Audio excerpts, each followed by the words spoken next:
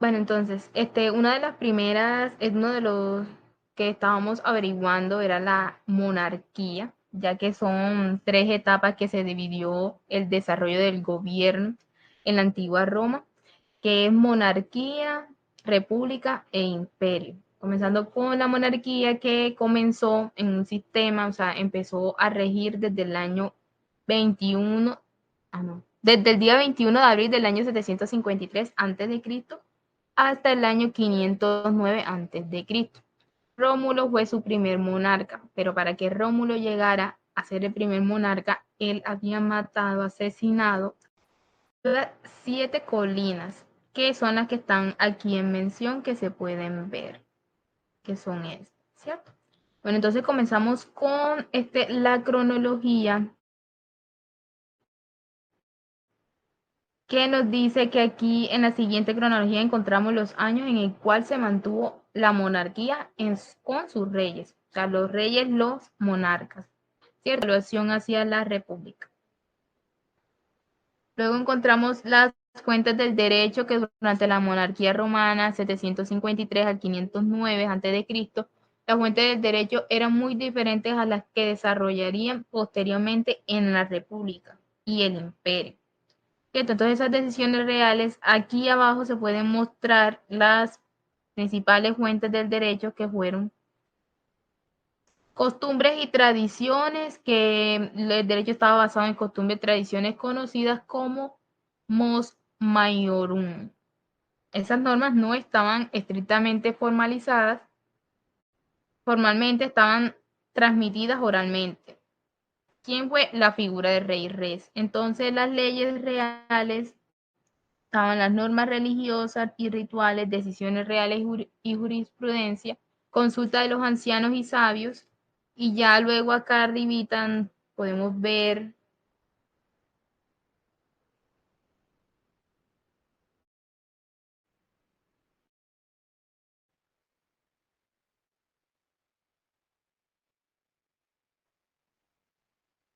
por último los juristas. Se dice que durante la monarquía romana la estructura del derecho y la figura del jurista,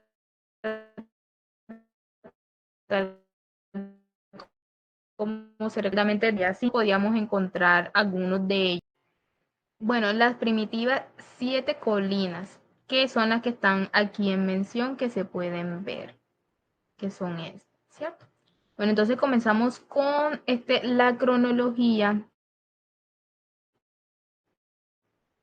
que nos dice que aquí en la siguiente cronología encontramos los años en el cual se mantuvo la monarquía con sus reyes, o sea, los reyes, los monarcas, ¿cierto? Relación hacia la república.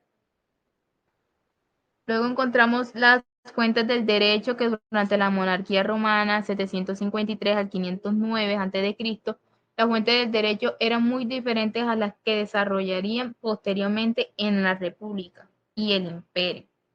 Entonces esas decisiones reales, aquí abajo se pueden mostrar las principales fuentes del derecho, que fueron costumbres y tradiciones, que el derecho estaba basado en costumbres y tradiciones conocidas como mos maiorum. Esas normas no estaban estrictamente formalizadas, formalmente estaban transmitidas oralmente. ¿Quién fue la figura de rey res? Entonces las leyes reales estaban las normas religiosas y rituales, decisiones reales y jurisprudencia, consulta de los ancianos y sabios, y ya luego acá arribita podemos ver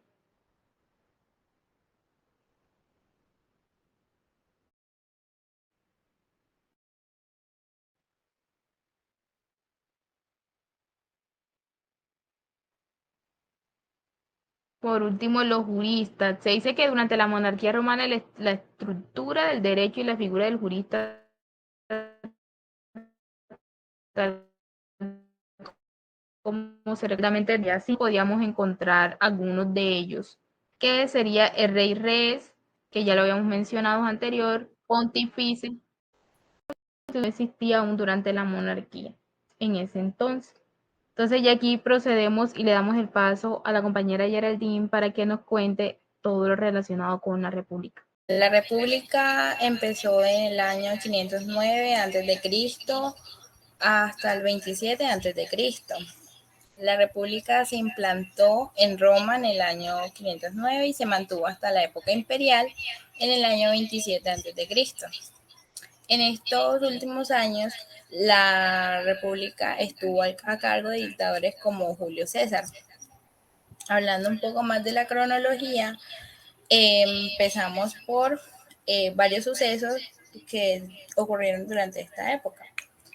Del 509 al 285,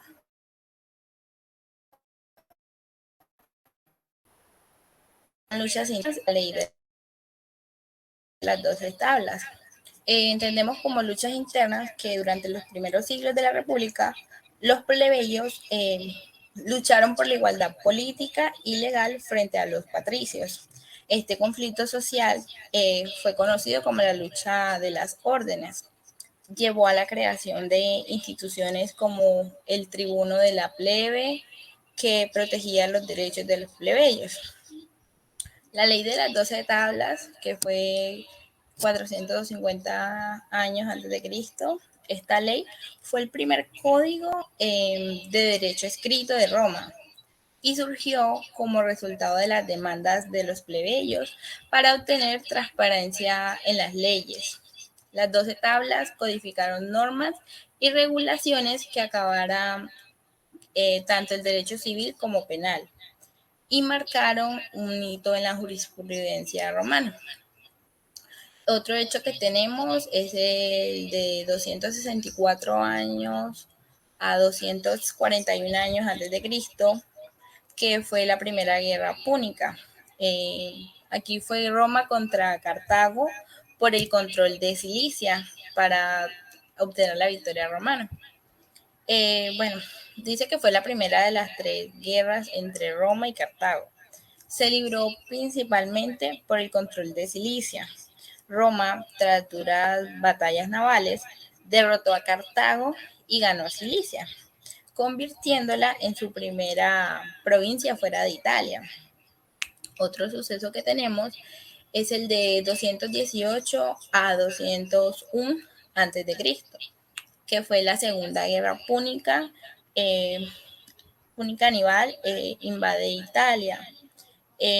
También fue una eventual victoria romana. Esta guerra es famosa por la invasión de Italia por parte del general cartaginés Aníbal, quien cruzó los Alpes con elefantes. A pesar de sus victorias en Italia, Aníbal no logró tomar Roma y finalmente fue derrotado por Escipión el africano en la batalla de Zama, lo que debilitó significativamente a Cartago. Otro suceso que encontramos es de 1400, de 149 a 146 a.C., que fue la Tercera Guerra Púnica, y aquí ocurrió la destrucción de Cartago. Roma se asegura el dominio del Mediterráneo occidental. Este fue un conflicto breve pero decisivo, en el que Roma toma finalmente, destruyó pues a Cartago. La ciudad fue arrastrada y sus tierras fueron declaradas provincia romana, lo que eliminó a Cartago como potencia y aseguró la dominación romana en el Mediterráneo occidental. Otro suceso que aquí encontramos es de 133 a.C., que fue la muerte de Tiberio Graco. Él inició las reformas agrarias y aumentó las tensiones internas. Era un tribuno de la plebe que intentó implementar reformas agrarias para redistribuir la tierra pública a los campesinos pobres. Su propuesta desató la ira de los senadores ricos, quienes lo veían como una amenaza a su poder. En el 133 a.C., Tiberio Graco fue asesinado junto con muchos de sus seguidores en un enfrentamiento violento en Roma. Este evento marcó un punto de inflexión en la política romana, ya que fue uno de los primeros casos de violencia política abierta en la República. Otro caso que encontramos es el de 44 a.C., que fue el asesinato de Julio César. Aquí se dio el fin de la República y el comienzo de una serie de guerras civiles. Julio César fue un general y político romano que acumuló un gran poder durante las guerras civiles romanas. Después de derrotar a Pompeyo, César se convirtió en dictador perpetuo de Roma. Este fue asesinado el 15 de marzo del 400 a.C., conocido como los Idus de Marzo. Julio César fue asesinado por un grupo de senadores liderados por Bruto y Casio, quienes temían que su poder amenazara a la República. Este evento precipitó el fin de la República Romana y el inicio de la transición hacia el Imperio Romano bajo Augusto. Ahora vamos a hablar de la fundación. Aquí encontramos 3 puntos de partida, que serían la confusión política. Bueno, entonces, la transición política de la monarquía a la república fue seguida de graves tensiones sociales internas que fueron aprovechadas por los pueblos vecinos para reducir el control territorial de Roma y conseguir su desaparición. De ahí que durante los primeros 70 años de la República, Roma tuviera que ratificar su identidad en demasiadas ocasiones. Ahora partimos en la confusión política. Aquí encontramos que los primeros años de la República fueron de incertidumbre, pues como consecuencia de la confusión política existente, ya que habían partidarios de la monarquía, otros de la República, de Porcena y de la Liga Latina, entre muchos otros. Los que conjuraron en el 509 a.C. no tenían prevista ninguna fórmula institucional para sustituir a la monarquía. Aquí también tenemos la caída de Lucio Tarquinio. Todos los historiadores pues están de acuerdo en que el consulado, pues magistratura doble y colegiada durante toda la República, no surgió inmediatamente después de la expulsión de Tarquinio. Pues la tesis más generalizada que se encontraba era que en la transición de la monarquía al consulado se pasó por una fase intermedia en la que se designaba un praetor máximos por un año y que más tarde doblaría sus funciones. Aunque ya se acercaba al sistema binario de los cónsules, estos seguían designándose como pretores al menos hasta 449 a.C., con la ley Valeria Horaria. Aquí también encontramos intransigencias del patriarcado, ya que a partir del 485 se produjo la intransigencia del patriarcado, pasando a controlar todas las magistraturas civiles, religiosas y pues excluían a los plebeyos de cualquier tipo de responsabilidad en el gobierno. Ahora pasamos a las principales leyes. Podemos encontrar en diversas fuentes y aún están disponibles pues todas las leyes que aquí se mencionan. Encontramos Leges Rei Publicae Romanae. Dice pues, estas leyes eran producto de un proceso político en el que participaban tanto patricios como plebeyos. Encontramos la ley de las 12 tablas. Esta promulgada alrededor de 450 a.C. Fue el primer código legal escrito en Roma. Se creó como resultado de las demandas de la plebe para tener un conjunto claro y accesible de leyes. Encontramos el Constitutiones Principis. Este término hace referencia a constituciones o decretos emitidos por los emperadores romanos durante el imperio. A partir del siglo, estas instituciones comenzaron a tener un papel preponderante en el sistema legal romano. Ahora vamos a pasar a lo que son las escuelas del derecho. Aquí encontramos la escuela de los juristas, Jurisperiti. Bueno, esta escuela estaba compuesta por juristas expertos que interpretaban y aplicaban el derecho. Eran asesores legales y tenían un gran prestigio en la sociedad romana. Se centraba en el estudio de la ley, la interpretación de las costumbres y la aplicación de principios jurídicos. Su labor era fundamental para la creación de opiniones que influían en las decisiones judiciales. Aquí encontramos la escuela de los sabinianos.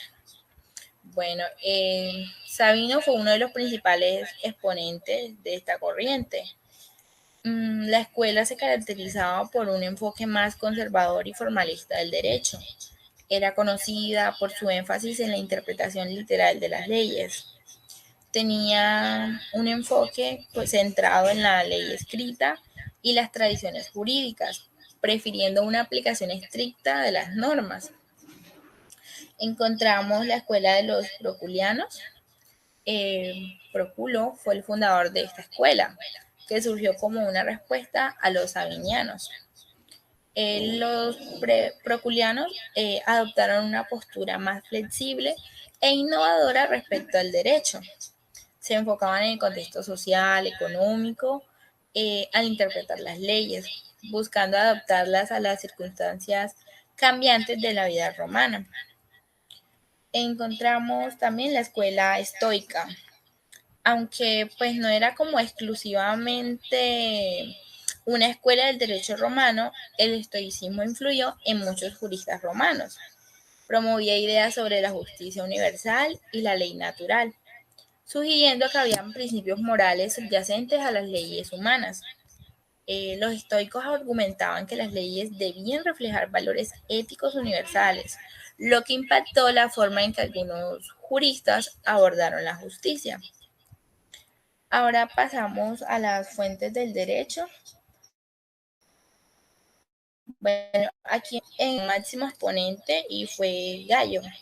Él clasificó pues como en épocas, pues todo lo que pasó. Él estuvo en la época histórica y creó como seis fuentes del derecho. La primera que encontramos son las leyes, que son normas promulgadas por el pueblo romano. Las leyes eran fundamentales para establecer reglas claras y obligatorias para todos los ciudadanos. También creó el plebiscito, que son acuerdos o decisiones tomadas por la plebe, o sea, los ciudadanos no patricios. Originalmente solo eran vinculantes para la plebe, pero con el tiempo adquirieron fuerza legal general. Era muy importante porque reflejaba la evolución política de Roma, donde la voz de la plebe comenzó a tener un impacto significativo en el sistema legal. Encontramos los senado consultos, que son resoluciones o decretos emitidos por el Senado. Aunque no eran leyes en sentido estricto, tenían gran autoridad y eran aceptados como tales. También encontramos las constituciones imperiales, que son normas emitidas por el emperador, que podían adoptar diversas formas como edictos, mandatos o rescriptos. Con el establecimiento del imperio, estas constituciones adquirieron un papel central en el derecho romano, ya que los emperadores tenían el poder de legislar directamente. Encontramos los edictos, que son proclamaciones realizadas por magistrados, especialmente los pretores, que establecían normas sobre cómo aplicar el derecho en casos específicos. Ellos permitían adaptar la interpretación de la ley a las circunstancias concretas y a las necesidades de la sociedad. Por último, encontramos las respuestas de los prudentes, que serían los juristas, que son opiniones o interpretaciones dadas por juristas expertos sobre cuestiones legales complejas. Estos prudentes eran figuras respetadas en el ámbito del derecho. Sus respuestas ayudaban a clarificar y desarrollar el derecho mediante la jurisprudencia. Así proporcionaban un enfoque práctico y experto a problemas legales. Bueno, aquí podemos encontrar los juristas. Nos encontramos con Emilio Papiniano, que sus opiniones pues eran altamente respetadas y se consideraban autoritarias. Papiniano tuvo un rol crucial en la formación de la jurisprudencia, influyendo en el desarrollo de conceptos legales que perduraron en siglos posteriores. Encontramos a Gallo Giulio, que él instauró una clasificación clara y metódica del derecho, lo que facilitó su estudio y comprensión. Su enfoque sistemático influyó en posteriores juristas y en la evolución del derecho romano. Como tercero encontramos a Dominio Ulpiano. Este introdujo y desarrolló conceptos importantes en el derecho romano, como la distinción entre derecho público y derecho privado. También trabajó en temas de propiedad, obligaciones y derechos de las personas. Como cuarto encontramos a Luisio Emilio Paulo, quien no se conserva pues mucho sobre sus enseñanzas, que él instauró una clasificación clara y metódica del derecho, lo que facilitó su estudio y comprensión. Su enfoque sistemático influyó en posteriores juristas y en la evolución del derecho romano. Como tercero encontramos a Dominio Ulpiano. Este introdujo y desarrolló conceptos importantes en el derecho romano, como la distinción entre derecho público y derecho privado. También trabajó en temas de propiedad, obligaciones y derechos de las personas. Como cuarto encontramos a Luisio Emilio Paulo, quien no se conserva pues mucho sobre sus enseñanzas específicas, pero su contribución al derecho romano se considera parte del desarrollo inicial de la jurisprudencia en Roma, que ayudó a sentar las bases para juristas posteriores. Como quinto encontramos a Herenio Modestino. Este se destacó por su análisis riguroso del derecho civil y por su capacidad para abordar cuestiones complejas de manera clara. Sus obras incluyen discusiones sobre contratos, obligaciones y derechos de propiedad. Vamos a hablar sobre el concepto de imperio. Es un estado soberano que ejerce control sobre otros estados o territorios mediante la conquista o la hegemonía política y económica. Características: centro de poder dominante, territorio extenso y diverso, diferentes culturas, idiomas y religiones, un sistema de administración jerárquico, un grado de autonomía para los territorios sometidos. Ahora vamos a hablar sobre el Imperio Romano.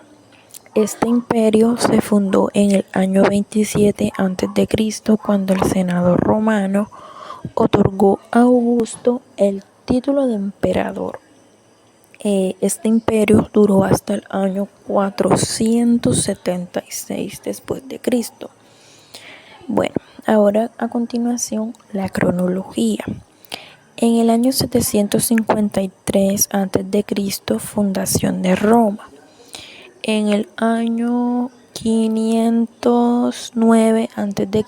se establece como república. En el año 264 al año 146 a.C., Roma se expande. En el año 60 al año 53 a.C., primer triunvirato. En el año 49 al año 45 a.C., primera guerra civil en Roma. En el año 44 a.C., asesinato de Julio César. Y en el año 27 a.C., fundación del Imperio Romano. A continuación vienen las principales leyes de este imperio. Primera ley, ley de las 12 tablas en el año 450 a.C. Ley Canuleta en el año 445 a.C., Ley Licinia Sextia en el año 367 a.C., Ley Hortensia en el año 282 a.C., Ley Aquilia en el año 286 a.C., Ley Cornelia en el año 82 a.C. Bueno, ahora vienen las principales escuelas de este imperio. Escuela de Atenas en el año 335 al año 86 a.C. Esta escuela fue fundada por Aristóteles. Escuela de Alejandría en el año 331 a.C. al año 641 después de Cristo. Escuela de Epicuro en el año 307 al año 129 a.C. Escuela de Estoicos en el año 335 al año 263 a.C. fundada por Zenón de Sitio. Escuela de los Neoplatónicos en el año 242 al año 245 después de Cristo. Fuentes del derecho: leyes, edicta, senatus, consulta, responsa, prudentium, mores, jurisprudentia, codex libri y decreta imperatum. Ahora los juristas: Gallo, Papiniano, Ulpiano, Paulo, Modestino y Julio Paulo. Bueno, esta fue toda la información, las principales informaciones que encontramos sobre esto.